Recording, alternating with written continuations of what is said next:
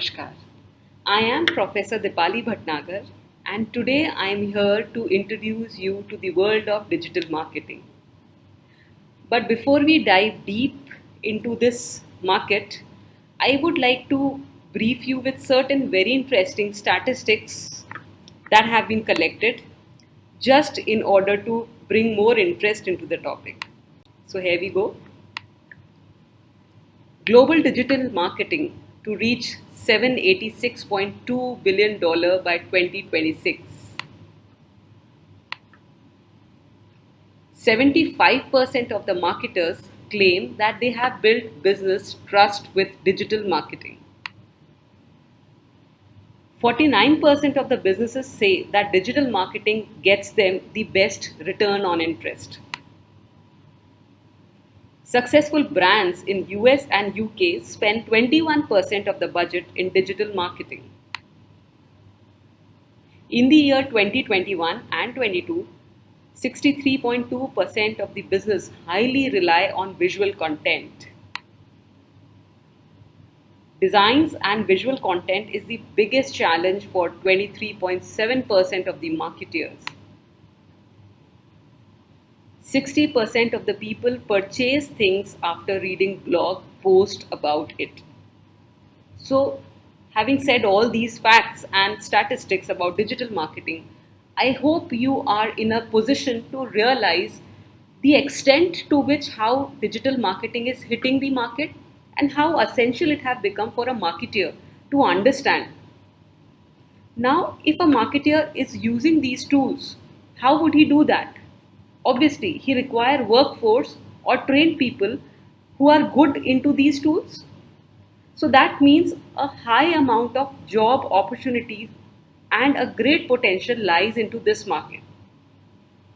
So I must tell you, my dear audience, that just in case if you grab good expertise into digital marketing tools, there is a possibility that you can make yourself different from rest of the crowd, because this is something which is really in demand. And if we talk about the supply and demand curve, the supply of digital marketing trained people is less as compared to the demand. And whenever the supply is less, in that case, you have lot of opportunities to explore upon. So, realizing and establishing the importance of digital marketing, through this workshop, I would like to acquaint you about the basics of what digital marketing is. And in the upcoming sessions, I would try to acquaint you with each and every tool of digital marketing in detail. So it's going to be something very, very interesting as well as something very useful for your career. So let's talk about the flow of the session. We are going to cover today the concept of marketing initially. Then we will be talking about the marketing funnel. Then we will discuss in depth that what is digital marketing. In the next phase, we will be comparing digital marketing with traditional marketing. And in the end, we will be talking about the most popular tool of digital marketing channels. Right? So let's begin with what marketing is. And I'm sure this term is something which you have heard a lot about. Right? Anybody who stays in this world cannot stay aloof from the term marketing. Brands, products, services surrounds us all around, everywhere, every day, in every wake of life, right? And the positioning of these products is done through marketing. So let's dive deep into what marketing is. So marketing basically is the action or the process of promoting and selling the products and services to grow their business. So this definition or this particular aspect of marketing just emphasizes on promoting and selling the products and services. On the contrary, marketing is not confined only to promotion and selling. Rather, it also includes the next aspect, which talks about marketing as a process of exploring, creating, and delivering value to meet the needs of target market in terms of goods and services. So that means this marketing concept revolves around the need of the target market, and once the marketer have sensed up the need, they try to develop those kind of products which would deliver value to the end user. So marketing is not only about selling the product which are being produced, Rather, the production starts or begins with identifying the need of the consumer and finally shaping the end product into something valuable for the end user, right? Then marketing is something which uses marketing mix, which is also known as 4Ps: product, price, place, promotion.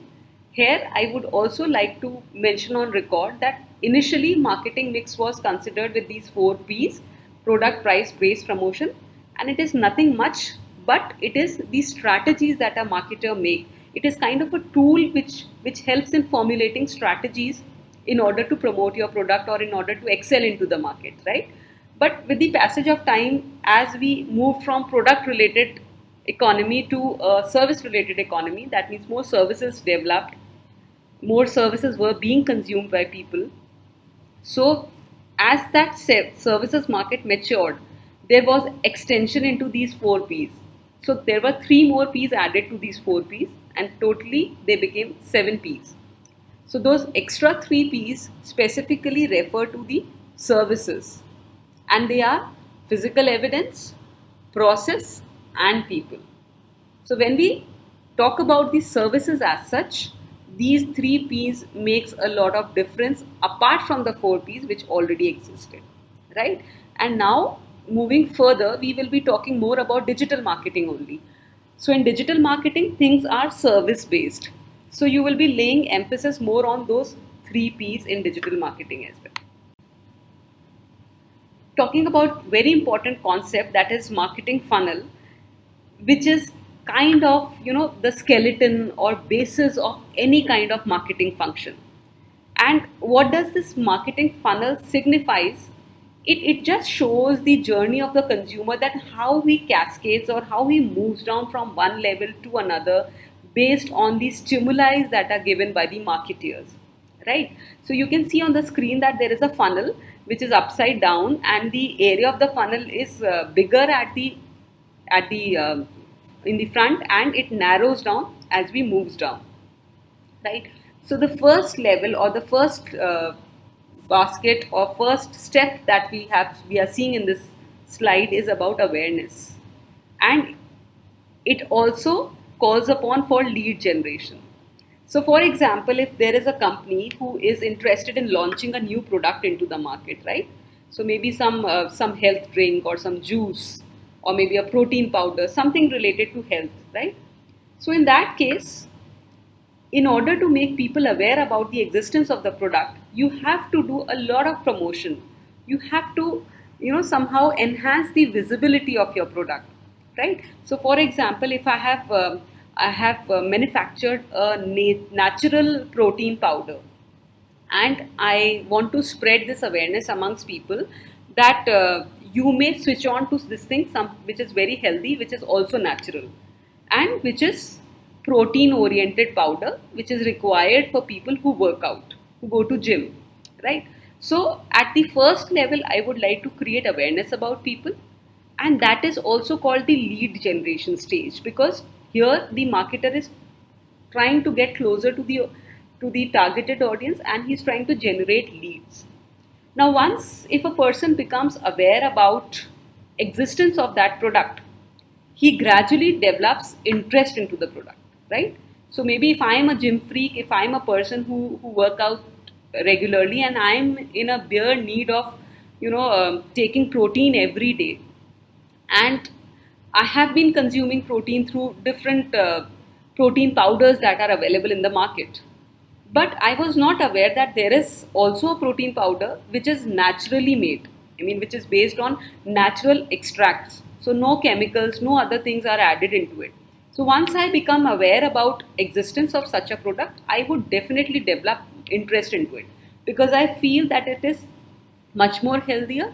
It is not having any side effects. It is not damaging my body, and I can blindfoldly trust a product like this, right? So my interest somehow ignites into that product. Then once my interest is generated, I have tried to seek more information about the product, and this is how I move to the next letter of consideration, right? So I start considering that kind of a product as one of my I put it into one of my consideration set. Now, if I have put it into my consideration set, I would like to also have a strong intent about buying it, because now I am considering that. I'm trying to read out all the literature present available based on it. I'm trying to explore more upon how this is produced, what all ingredients are there, how those ingredients are useful to my body, how they will help me in not gaining fats and having more of muscle mass, how it is more protein rich diet which is naturally made. So I would have a consideration, and which will lead me to a certain intent towards buying that product, right? So this particular set of consideration and intent is called nurturing the lead by the market. That means you are nurturing the lead which was generated initially through awareness, is now being nurtured and is being moved down to the ladder, so that the person may finally get that product, buy that product, land up purchasing that product, right? So after intent, the consumer tends to move towards the evaluation stage. Now, what happens in evaluation stage? In evaluation stage, maybe I have considered 3 or 4 products or protein powders, which I finally bought. One of them is definitely going to be purchased by me. So now, in order to evaluate all those 3, 4 shortlisted products, I need to prepare certain parameters, right? So parameter could be anything in terms of performance, in terms of pricing, in terms of brand, in terms of availability of the product, right? So I have evaluated all 4 of the product based on certain grounds or certain parameters which are of key importance to me. Now, based on that evaluation, whatever comes or tops my consideration set or my evaluation chart is the product which I'm going to finally purchase, or I'm going to finally land up buying.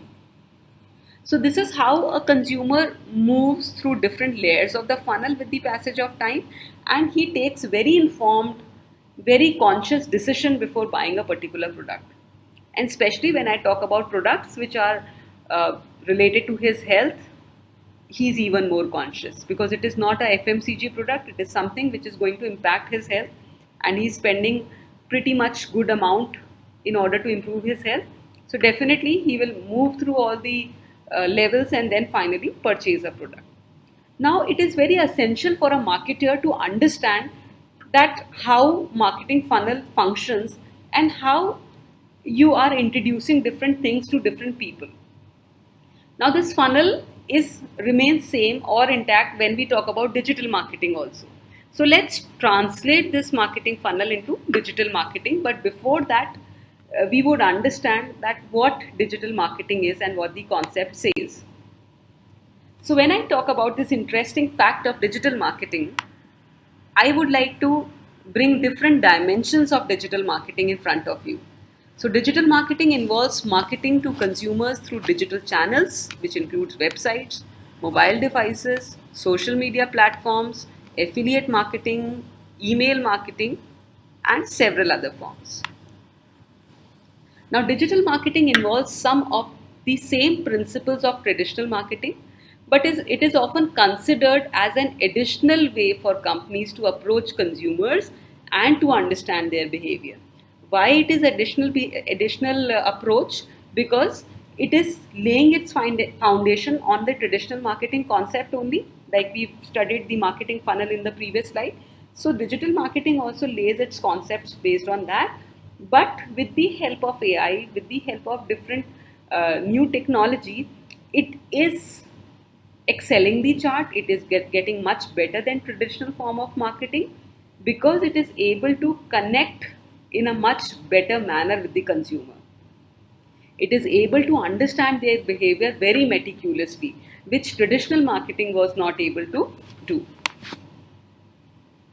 One of the biggest challenge of digital marketing is how to set themselves apart in the world that is oversaturated with digital marketing ads.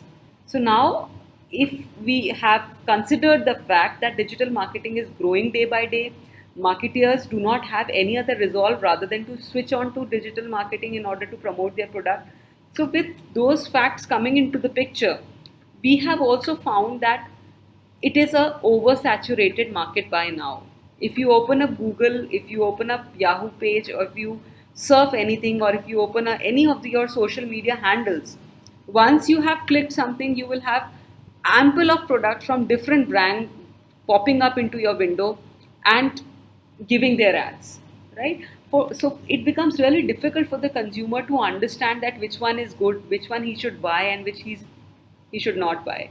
So that creates a lot of clutter into the market, and that creates a lot of confusion in the market, in the eyes of the consumer, because he's overloaded with doses of different ads of similar category products.